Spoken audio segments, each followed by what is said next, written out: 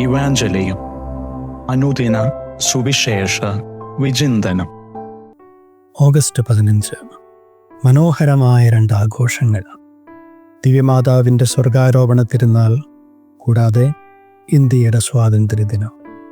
ഇന്നത്തെ ധ്യാനത്തിനായി നൽകിയിരിക്കുന്ന ലൂക്കായുടെ സുവിശേഷം 1-ാം അധ്യായം 39 മുതൽ 56 വരെയുള്ള സുവിശേഷ ഭാഗത്തെക്കുറിച്ച് മാത്രം ഏതാനും ചിന്തകൾ പങ്കുവയ്ക്കുന്നു.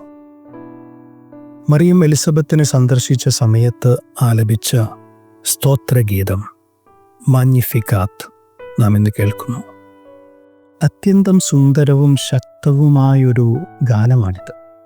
സാധാരണ മറിയത്തെ നാം സുവിശേഷങ്ങളിൽ കണ്ടിട്ടുള്ളത് മൗനവും മൃദുത്വവും നിറഞ്ഞ ഒരു സ്ത്രീയായിട്ടാണ്. എന്നാൽ നാം ഇവിടെ കാണുന്ന മറിയം വിപ്ലവാത്മകമായ സന്ദേശം ഘോഷിക്കുന്ന ഒരു ധൈര്യശാലിയാണ്. അവളുടെ ഗീതം താരാട്ടുപാട്ടല്ല, ഉണർത്തുപാട്ടാണ്.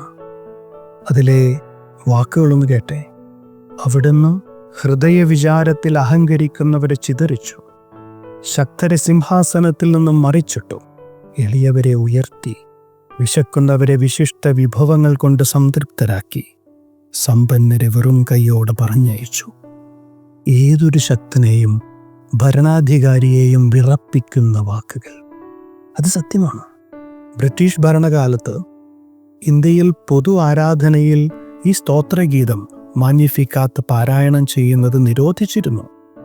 അർജന്റീനയിൽ സൈനിക ഭരണത്തിനെതിരെ the mothers of the disappeared 30,000-ഓളം വരുന്ന തിരോധാനം ചെയ്യപ്പെട്ടവരുടെ അമ്മമാർ തങ്ങളുടെ പ്രതിരോധത്തിനായി ഉപയോഗിച്ചത് ഈ സ്തോത്രഗീതമായിരുന്നു.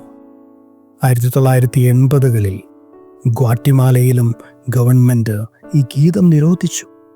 കാരണം നമ്മുടെ അതിപരിചയം കൊണ്ട് തിരിച്ചറിയപ്പെടാതെ പോകുന്ന ഈ ഗീതത്തിൻ്റെ ശക്തിയും അത് അടിച്ചമർത്തപ്പെട്ടവർക്കും പാവങ്ങൾക്കും നൽകുന്ന വിശ്വാസവും ധൈര്യവും പ്രത്യാശയും വലുതാണ്.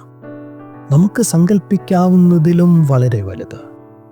മാഗ്നിഫിക്കാത്ത് മറിയത്തിൻ്റെ സ്തോത്രഗീതം ഉദാസീനമായി ഉറങ്ങുന്ന മതാത്മകതയുടെ ഒരു പാട്ടല്ല, മറിച്ച് ഉണർന്ന് സേവനത്തിനായും നീതിക്കായുമുള്ള പോരാട്ടത്തിന് തയ്യാറാവുന്ന ശിഷ്യരുടെ ഉണർത്തുപാട്ടാണ്.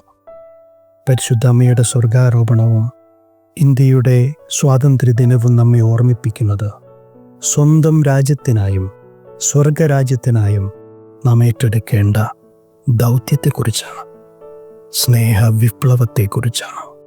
ദൈവം നിങ്ങളെ അനുഗ്രഹിക്കട്ടെ.